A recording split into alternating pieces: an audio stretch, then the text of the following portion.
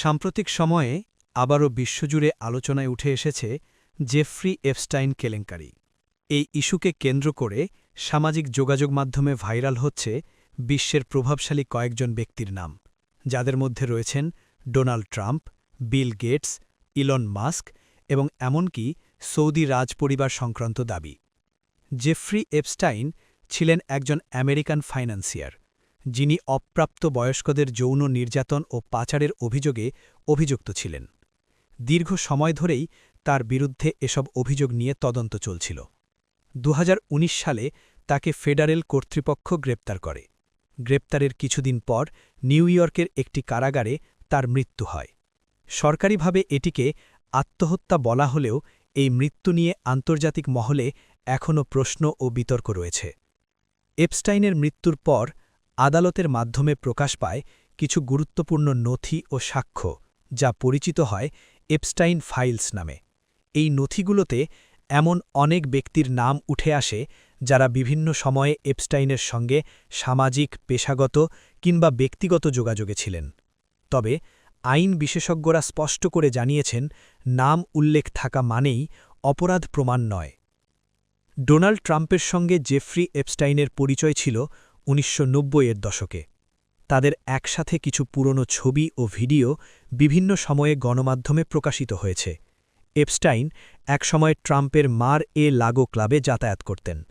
Donald Trump দাবি করেছেন, পরবর্তীতে এপস্টাইনকে ওই ক্লাব থেকে নিষিদ্ধ করা হয়। এপস্টাইনের অপরাধমূলক কর্মকাণ্ডে ট্রাম্পের জড়িত থাকার বিষয়ে কোনো আদালত প্রমাণিত অভিযোগ নেই।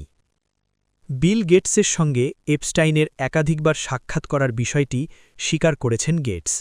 এই সাক্ষাৎগুলো মূলত দাতব্য কার্যক্রম ও ফিলান্থ্রপি সংক্রান্ত আলোচনার জন্য হয়েছিল বলে গেটস জানিয়েছেন।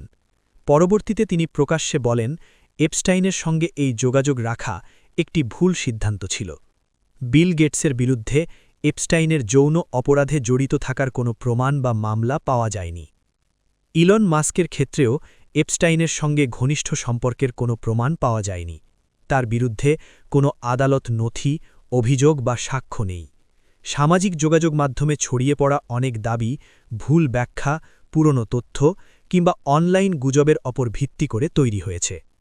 এই ইস্যুতে সামাজিক যোগাযোগ মাধ্যমে সৌদি বাদশাহ ও সৌদি রাজপরিবারের নামও আলোচনায় এসেছে।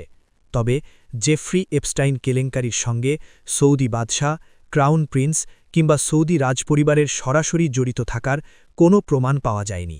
কোনো আদালত নথি, চার্জশিট বা অফিসিয়াল ডকুমেন্টে তাদের বিরুদ্ধে অভিযোগের উল্লেখ পাওয়া যায়নি। এপস্টাইন কেলেঙ্কারিতে এখনও পর্যন্ত একমাত্র আদালত প্রমাণিত অপরাধী হলেন জেফ্রি এপস্টাইন নিজেই। অন্য যেসব নাম সামনে এসেছে সেগুলোর বেশিরভাগই সামাজিক পরিচয়, যোগাযোগ কিংবা নথিতে উল্লেখের পর্যায়ে সীমাবদ্ধ রয়েছে।